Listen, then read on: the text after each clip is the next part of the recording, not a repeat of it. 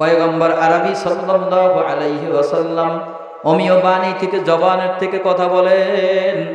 পয়গম্বর বলতেছেন, যে সমস্ত মহিলাদের দুনিয়ার জমিনে সন্তান হয়নি, অনেক আছে না, অনেক মহিলাদের দুনিয়ার জমিনে সন্তান হয় নাই, মাজারে গেল, বাবার দরবারে গেল, লক্ষ লক্ষ টাকার তাবিজ কবজ আনলো, গরু লুটাইয়া দিল, মানত করলো, ওজা বৈদ্য কবিরাজ যা আছে সব কিছু ব্যালেন্ডারের মাধ্যমে জুস বানাইয়া খাওয়াইলো, কিন্তু আল্লাহ যাদেরকে সন্তান দেয় নাই ওই সমস্ত নারীরা যখন জান্নাতে যাবে, আল্লাহ রাব্বুল আলামিনের পয়গম্বর বলেন, যখন মহিলা একমাত্র চিন্তা করবে আল্লাহ আমার একটা সন্তানের দরকার, আল্লাহ রাব্বুল আলামিনের পয়গম্বর বলেন ওই মহিলাটা যখন কল্পনা করবে সাথে সাথে আল্লাহ রাব্বুল আলামিন তাকে গর্ভবতী বানাই দিবেন, এবং সাথে সাথে তার সন্তান প্রসব হবে, এবং সাথে সাথে সন্তানটা দুনিয়ার জমিনের মুখ দেখবে, সাথে সাথে সন্তানটা বড় হয়ে যাবে।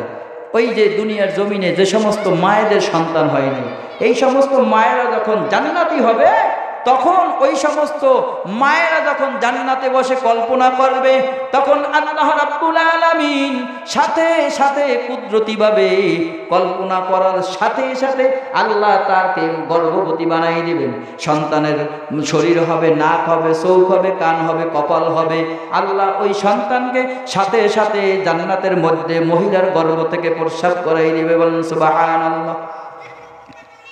এই সমস্ত মহিলারা যারা দুনিয়ার সন্তানের মুখ দেখে নাই, তাদেরকে আল্লাহ জান্নাতের মধ্যে সন্তান দান করবেন। বলেন সুবহানাল্লাহ। এরপর আল্লাহর পয়গম্বর তার মেয়ে ফাতেমা রাদিয়াল্লাহু তাআলা আনহা যখন সন্তান প্রসব করবেন, তখন তার দুই স্ত্রী জয়নব আর জাহাস রাদিয়াল্লাহু তাআলা আনহা, স্ত্রীর নাম কি? জয়নব এবং হযরতে জাহাস রাদিয়াল্লাহু তাআলা আনহাকে নবীজি বললেন, তোমরা আমার মেয়ে ফাতেমার কাছে যাও।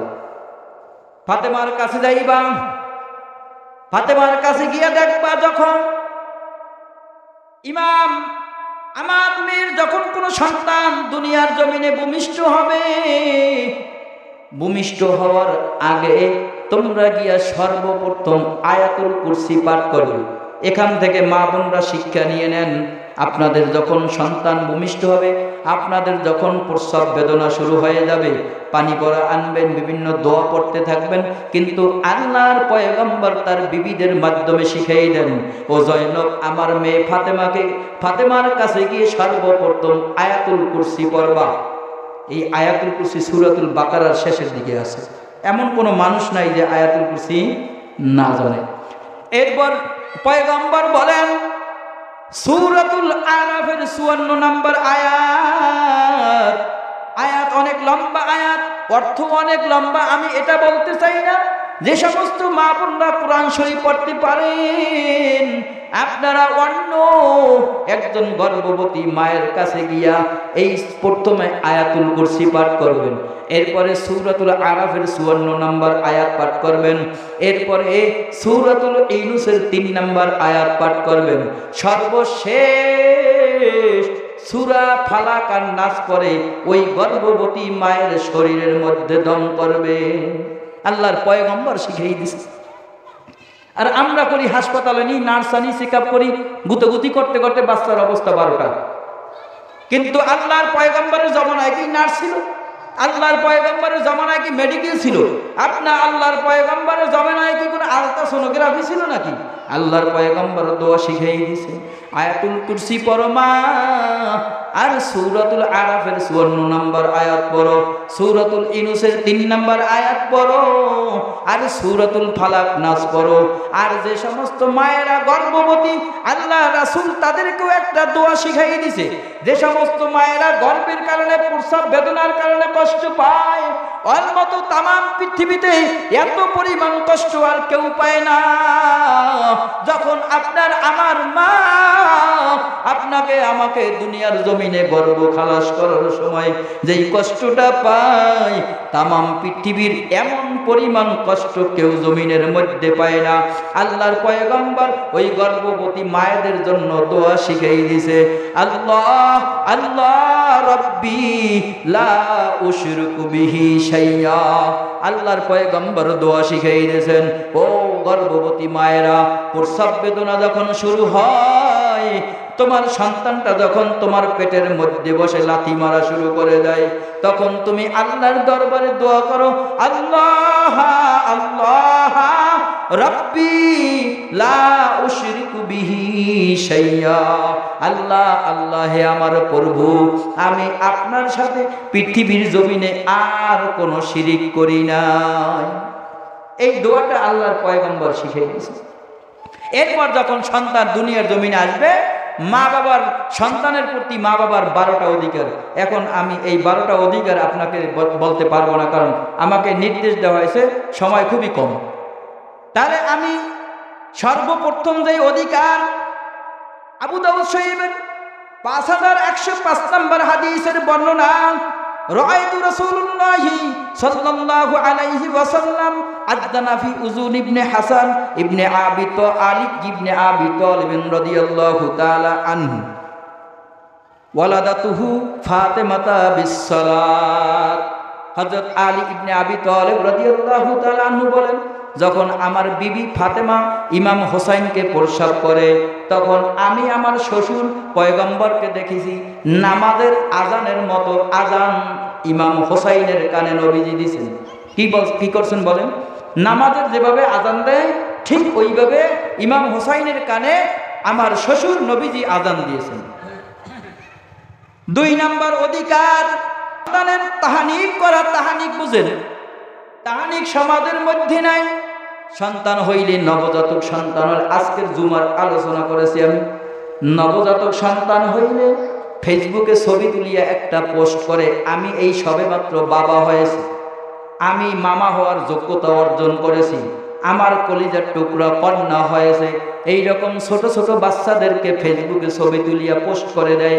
আল্লাহর পয়গম্বর বলেন, খবরদার খবরদার, এই ধরনের পোস্ট ফেসবুকে করবা না, কারণ তোমার সন্তানের প্রতি যদি কারো বদনজর লেগে যায়, কিছুদিন পর সন্তানটা শুকাইয়া কাটে পরিণত হয়ে যাবে।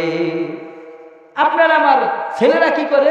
ছবি তুলে ফেসবুকে পোস্ট করে, সবেমাত্র ইনফ্যান্ট, এই নবজাতক বাচ্চাদেরকে ছবি তুলে ফেসবুকে পোস্ট করে হাজার হাজার মানুষদেরকে দেখানোর জন্য।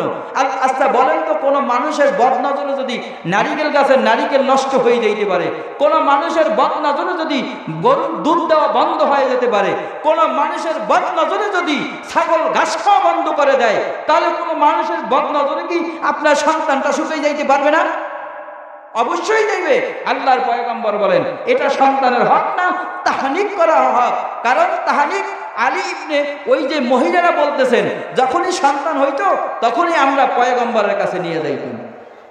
পয়গম্বর দেখলাম একটা খেজুর আনতো, একটা খেজুর আনতেন, পয়গম্বর মুখে নিয়ে চাবাইতেন, চাবাইয়া খেজুরটার একটা অংশ পয়গম্বর খাইতেন, আর একটা রসের অংশ ওই নবজাতক বাচ্চার জিহ্বার নিচে দিয়ে তাহনিক করে দিতেন, বরকতের দোয়া করে দিতেন। আল্লাহর পয়গম্বর বলেন, ও আল্লাহর বান্দা, যদি তোমাদের সন্তান হয় তবে তোমরা ছবি তুলে মানুষদেরকে না দেখাইয়া একটা আল্লাহওয়ালা মানুষের কাছে গিয়া খেজুর চাবাইয়া সন্তানের তাহানিক করো এবং ওই সন্তানের জন্য বরকতের দোয়া করো। এরপরে 4 নম্বর হক, ক্বালা রাসূলুল্লাহ, নাসাই শরীফের 4220 নম্বর হাদিস, ক্বালা রাসূলুল্লাহ সাল্লাল্লাহু আলাইহি ওয়াসাল্লাম, কুল্লু গুলামিন রাহিকিন বিআকিকাতিহি তাসবাহু আনহু ইয়াওমা সাবঈহি ওয়া ইয়াহলাকু রাসাহু ওয়া ইউসাম্মা। আল্লাহর পয়গম্বর বলেন, কোন সন্তান যদি জন্মগ্রহণ করে 7 দিনের মধ্যে তার আকিকা দাও, আকিকা। কোন সন্তান যদি জন্মগ্রহণ করে তাহলে 7 দিনের মধ্যে কি দাও? আকিকা দাও। অন্য হাদিসের মধ্যে বর্ণনাকারী বলেছেন, যদি 7 দিনে না পারে তাহলে 14 দিনে আকিকা দাও, যদি 14 দিনে না পারে তবে 21 দিনের মধ্যে আকিকা দাও। তার মাথার চুলগুলোকে মুন্ডন করো, ওই মাথার চুলটাকে ওজন দাও, ওজন দেওয়ার পর ওই ওজন অনুযায়ী রৌপ্য আল্লাহ রাস্তায় সদকা করে দেয়। অন্য হাদিসে আলী বলতেছেন, আমার সন্তান হোসাইন যখন জন্মগ্রহণ করেছেন, আমি পয়গম্বরকে দেখলাম, পয়গম্বর আমার সন্তানের কানের মধ্যে আজান দিয়েছেন। এইবার পয়গম্বর তাহানিক করে দিয়েছেন। আমার বিবি ফাতেমাকে আদেশ দিয়েছেন মাথার চুলগুলো কাটো। মাথার চুলগুলো যখন মুন্ডন করলো, আলী বলতেছেন ওই চুলগুলো আমি ওজন দিলাম, ওজন দিয়ে দেখলাম দিরহামা আও বাদা দিরহাম, এক দিরহাম কি আধা দিরহাম ওই চুলের ওজন হয়েছে। আমি সাথে সাথে ওই চুলের ওজন অনুযায়ী রৌপ্য আল্লাহর রাস্তায় দান করে দিলাম। বলেন সুবহানাল্লাহ। এরপরে হক ওই সাম্মা, নাম রাখা, নাম সন্তান হইলে এরপরে আরেকটা কথা, একটা মাসালা শিখে নেন। আকিকা ছেলেদের জন্য কয়টা? দুইটা, সমবয়সী বকরি, আর মেয়েদের জন্য একটা। কিন্তু মুরব্বীরা আবার একটা কুসংস্কার বের করছে, আকিকার গোশত সবাই খাইতে পারে না। নিজেরাই ফতোয়া দিয়ে দেয়, বড় মুফতি সাহেব, হেড মুহাদ্দিস মুফতি, আকিকার গোশত নিজে খাইতে পারে না, অনেকে খাইতে পারে না। আল্লাহর পয়গম্বর বলেন আকিকার গোশত সবাই খাইতে পারবে। কিন্তু আমরা মুরব্বীরা আবার একটা নিজেরা মন করা ফতোয়া বানাই, আকিকার গোশত সবাই খাইতে পারে না, যার নামে আকিকা দেওয়া হয় আর বউ খাইতে পারে না, মায়ে খাইতে পারে না, বাপে খাইতে পারে না, সবগুলো ফাও কথা। আল্লাহর পয়গম্বর বলছেন আকিকার গোশত সবাই খাইতে পারে। এরপর আসেন ওই সম্মান, নাম রাখা, সুন্দর সুন্দর নাম। কিন্তু আপনি আর আমি নাম রাখতে যাই বুলেট, আগুন, হৃদয়, তারপর কি তপন, স্বপন। আবার আপনার ছেলে মেয়ে যদি মাস্তানি হয়, তাই বাবাদারে গিয়ে কলারটা লাড়া দেয়, চিনো আমি কার বাবা। আপনার বাবা যদি আবার প্রভাবশালী হয়, আপনি বাজারে গিয়ে দমক দেন, আমি চেয়ারম্যানের ছেলে। নাম রাখে বুলেট, সাগর। একজন ইমাম সাহেবকে একজনের দাওয়াত দিছে, হুজুর আমার ছেলেটার নাম, আমার ছেলেটার জন্য একটু দোয়া করবেন, আল্লাহ যেন ওর পরীক্ষায় পাশ করাই দেয়। এইবার হুজুরে 1000 টাকার নোটের চেহারা দেখে ইমাম সাহেব তসবি টিপতে টিপতে বাড়ি চলে গেলেন। বাড়িতে গিয়ে যখন সব সূরা কেরাত পড়া শেষ, দুরূদ শরীফ পড়া শেষ, এইবার ইমাম সাহেব বলতেছেন মুরব্বী আপনার ছেলের নাম কি? মুরব্বী যখন বললেন যে আমার ছেলের নাম সাগর, এইবার ইমাম সাহেব পাও ধরে মাফ চাই, মুরব্বী আমি মাপও চাই, দোয়াও চাই, আমি এই সাগরের নামে দোয়া করতে পারবো না, কারণ গত বছর সাগরে আমার ঘরবাড়ি সব ভাঙিয়ে নিয়ে গেছে। এরপর একজনের নাম মূসা। আল্লাহ রাব্বুল আলামিনের বান্দা প্রতিদিন মসজিদের সামনে চুরি করতে যায়। চুরি করতে যাওয়ার পর মূসা নাম কিন্তু ভালো, কিন্তু দেখেন যে না বুঝে, যার মধ্যে দিনই এলেম নাই, তার নাম না বোঝার কারণে কি হাল হয় একটু বলি। এইবার আল্লাহর বান্দা মূসা মসজিদে গিয়ে একটা বস্তা চুরি করলো। বস্তা চুরি করে গামলা এসে উযু করতে আসলো, এবং উযু করতে এসে যখন মসজিদের মধ্যে বস্তাটা রেখে পিছনের কাতারে দাঁড়াইলেন, এইবার ইমাম সাহেব ওই যে সূরা তেলাওয়াত করে, একটা সূরা আছে, ও মূসা তোমার ডান হাতের মধ্যে কি, আয়াতটা আমার মনে নাই, মূসা ফেরাউনের ঘটনার মধ্যে আয়াতটা আছে, ওমা তিলকা বিয়ামিনিকা ইয়া মূসা, এরকমই একটা আয়াত সম্ভবত, মনে নাই, বললে ভুল হবে। আল্লাহ বলেন হে মূসা তোমার ডান হাতে কি? লোকটা মাথা খারাপ হয়ে গেছে। আল্লাহ এই ইমাম সাহেব এগুলো কি? আমি একটা ব্যাগ চুরি করলাম এড়াই যাওয়ার জন্য, ইমাম সাহেব ফট করে আমার নাম ধরে ফলাইয়া বলে হে মূসা তোমার ডাইন হাতে কি? এইবার সোরায় ব্যাগটা থুয়ে পলাই গেছে। এই যদি নামের ধরন হয়, এই জন্য আল্লাহ রাব্বুল আলামিন বলেছেন আমার কাছে দুইটা নাম সবচাইতে বেশি প্রিয়। এটাও হাদিসের বর্ণনা, বরাত দেওয়ার সময় নাই, হাদিস বলার সময় নাই, সামান্যভাবে বলে যাচ্ছে। হাদিসের মধ্যে আছেন আল্লাহ বলেন আমার কাছে সবচাইতে দুইটা নাম বেশি প্রিয়, একটা নাম হলো আব্দুল্লাহ আর একটা নাম হলো আব্দুর রহমান। এরপরে আমার কাছে আরো দুইটা নাম প্রিয়, হারেস।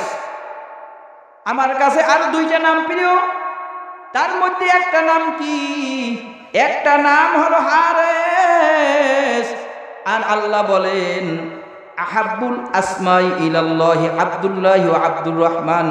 আর দুইটা নাম হারেস ও হাম্মাম। আল্লাহর কাছে আর দুইটা নাম সবচাইতে বেশি প্রিয়, একটা নাম হলো হারেস আর একটা নাম হলো হাম্মাম। এরপরে আল্লাহ বলেন এমন কোন নাম রাখবা না যেই নামগুলো আমি আল্লাহর পছন্দ না। সবচাইতে দুইটা নাম আল্লাহর দরবারে বেশি ঘৃণিত, হার আর মুররা। নাম কি? একটা হা র বা, একটা হলো হার, এই নামটা আল্লাহর কাছে সবচাইতে বেশি ঘৃণিত। আর একটা নাম হলো মিম, রয় তাসদিদ, রয় জবর রা, মুররা। এই দুইটা নাম আল্লাহর দরবারে সবচাইতে বেশি ঘৃণিত। আর আল্লাহর পয়গম্বর বলেন আর তোমরা কি কি নাম রাখবা না? একটা নাম হলো ইয়াসরাব, নাজা, রাবাহ, আফলাহ। চারটা নাম। এই চারটা নাম আল্লাহর পয়গম্বর মানুষদেরকে রাখতে নিষেধ করেছেন। একটা হইল নাজা, কি নাম? নাজা, আফলা। এরপরে হইল এই ধরনের নাম আল্লাহর পয়গম্বর রাখতে নিষেধ করেছেন। ও মা বোনরা, ওই এলাকার মুসলমান বাবাজিরা, আপনারা যদি আপনার সন্তান জন্মগ্রহণ করার পর এই 12টা হক অধিকার আদায় করেন, ওই বড় হলো ওই সন্তান আপনার হক আদায় করবে। পরবর্তী একটা পয়েন্ট ছিল তাওহীদের শিক্ষা দেওয়া, কোরআনের শিক্ষা দেওয়া। আমি অল্প স্বরে বলি, আপনাদের কাছে পায়ে ধরে বলি, আপনার সন্তানটাকে আপনি দ্বীনি শিক্ষার জন্য এই মহিলা মাদ্রাসায় দেন। কারণ মহিলা মাদ্রাসায় যদি আপনার মেয়েকে না দেন, তাহলে সে চুলের খোপা উটের কুজের মতো করবে, দাঁত ফাঁকা করবে, পার্লারে গিয়ে বুড়ু ফেলা করে বুড়ুটাকে চিকন করবে। শয়তান তাদেরকে বন্ধুরূপে অলিরূপে বানাই নেবে। আল্লাহ এবং তার রাসূল তাদের উপরে অভিশাপ দিবে। এহেন কার্যকলাপ থেকে আপনার মেয়েদেরকে বাঁচাই রাখার জন্য আপনার এলাকার কচি মেয়েদেরকে আপনারা এই মহিলা মাদ্রাসায় দিবেন। যতটুকু আল্লাহ আলোচনা করলাম ভালো আমার আল্লাহর পক্ষ থেকে